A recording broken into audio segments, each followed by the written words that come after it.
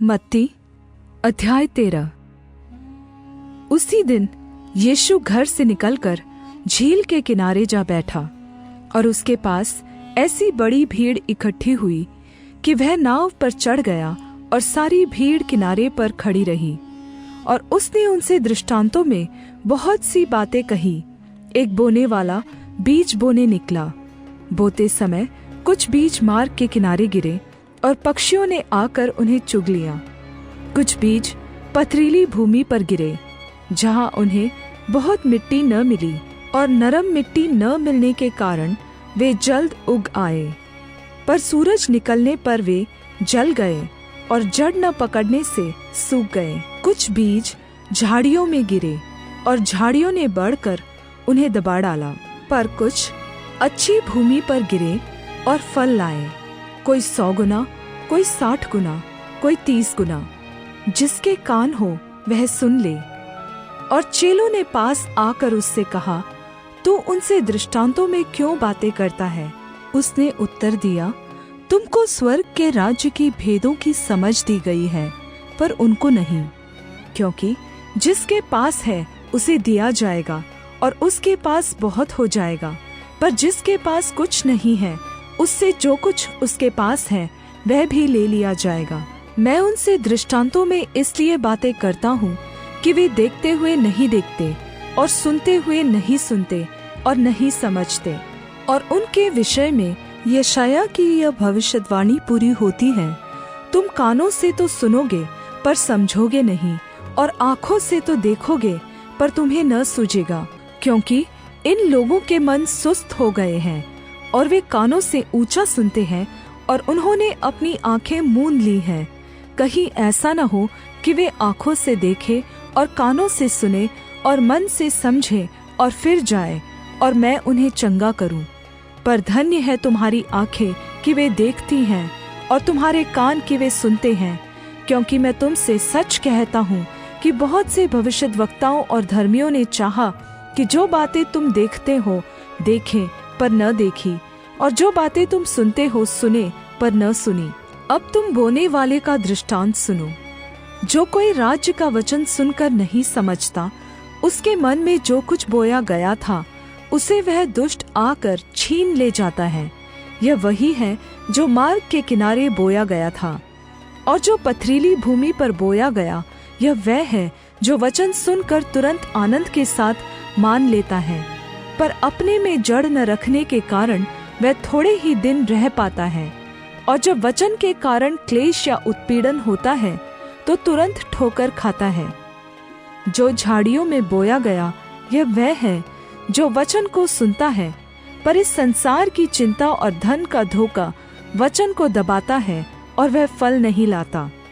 जो अच्छी भूमि में बोया गया, यह वह है जो वचन को सुनकर समझता है और फल लाता है, कोई 100 गुना, कोई 60 गुना, कोई 30 गुना।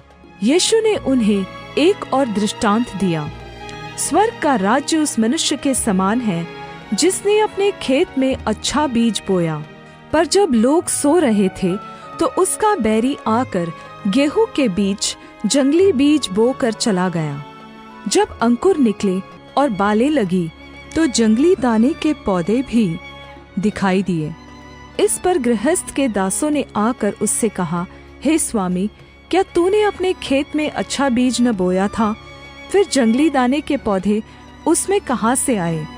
उसने उनसे कहा, यह किसी शत्रु का काम है। दासों ने उससे कहा, क्या तेरी इच्छा है कि हम जाकर उनको बटोर लें? उसने कहा, नहीं, ऐसा न हो कि जंगली दाने के पौधे बटोरते हुए तुम उनके साथ गेहूं भी उखाड़ लो। कटनी तक दोनों को एक साथ बढ़ने दो, और कटनी के समय मैं काटने वालों से कहूँगा, पहले जंगली दाने के पौधे बटोर कर जलाने के लिए उनके गट्ठे बांध लो, और गेहूं को मेरे खत्ते में इकट्ठा करो। उसने उन्हें एक और दृष्टांत दिया। स्वर्ग का राज्य राई के एक दाने के समान है, जिसे किसी मनुष्य ने लेकर अपने खेत में बो दिया। वह सब बीजों से छोटा तो है, पर जब बढ़ जाता है तब सब साग पात से बड़ा होता है और ऐसा पेड़ हो जाता है कि आकाश के पक्षी आकर उसकी डालियों पर बसेरा करते हैं। उसने एक और दृष्टांत उन्हें सुनाया। स्वर्ग का राज्य खमीर के समान है, जिसको किसी स्त्री ने लेकर 3 पसेरी आटे में मिला दिया, और होते होते वह सब खमीर हो गया।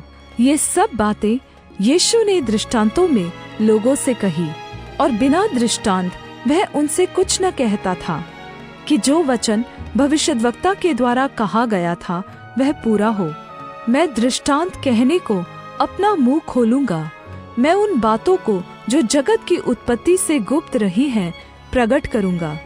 तब वह भीड़ को छोड़कर घर में आया, और उसके चेलों ने उसके पास आकर कहा, खेत के जंगली दाने का दृष्टांत हमें समझा दे। उसने उनको उत्तर दिया, अच्छे बीज का बोने वाला मनुष्य का पुत्र है। खेत संसार है, अच्छा बीज राज्य के संतान और जंगली बीज दुष्ट के संतान है। जिस शत्रु ने उनको बोया वह शैतान है। कटनी जगत का अंत है, और काटने वाले स्वर्गदूत है। अतः जैसे जंगली दाने बटोरे जाते और जलाए जाते हैं, वैसा ही जगत के अंत में होगा। मनुष्य का पुत्र अपने स्वर्गदूतों को भेजेगा, और वे उसके राज्य में से सब ठोकर के कारणों को और कुकर्म करने वालों को इकट्ठा करेंगे, और उन्हें आग के कुंड में डालेंगे। वहाँ रोना और दांत पीसना होगा। उस समय धर्मी अपने पिता के राज्य में सूर्य के समान चमकेंगे। जिसके कान हो वह सुन ले। स्वर्ग का राज खेत में छिपे हुए धन के समान है, जिसे किसी मनुष्य ने पाकर छिपा दिया, और आनंद के मारे जाकर अपना सब कुछ बेचकर उस खेत को मोल लिया। फिर स्वर्ग का राज्य एक व्यापारी के समान है, जो अच्छे मोतियों की खोज में था। जब उसे एक बहुमूल्य मोती मिला, तो उसने जाकर अपना सब कुछ बेच डाला और उसे मोल ले लिया। फिर स्वर्ग का राज्य उस बड़े जाल के समान है, जो समुद्र में डाला गया और हर प्रकार की मछलियों को समेट लाया। और जब जाल भर गया, तो मछुए किनारे पर खींच लाए, और बैठकर अच्छी अच्छी तो बर्तनों में इकट्ठा किया, और बेकार बेकार फेंक दी। जगत के अंत में ऐसा ही होगा। स्वर्गदूत आकर दुष्टों को धर्मियों से अलग करेंगे, और उन्हें आग के कुंड में डालेंगे। वहाँ रोना और दांत पीसना होगा। क्या तुम ये सब बातें समझ गए? चेलों ने उत्तर दिया, हाँ। फिर यीशु ने उनसे कहा, इसलिए हर एक शास्त्री जो स्वर्ग के राज्य का चेला बना है, उस गृहस्थ के समान है, जो अपने भंडार से नई और पुरानी वस्तुएं निकालता है।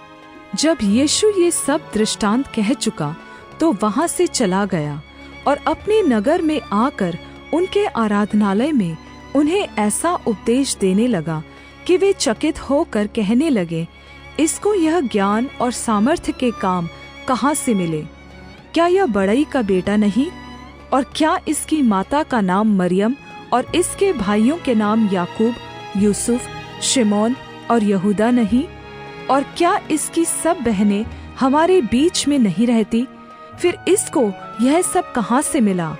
इस प्रकार उन्होंने उसके कारण ठोकर खाई। पर यीशु ने उनसे कहा, भविष्यद्वक्ता अपने नगर और अपने घर को छोड़ और कहीं निरादर नहीं होता। और उसने वहाँ उनके अविश्वास के कारण बहुत सामर्थ्य के काम नहीं किए।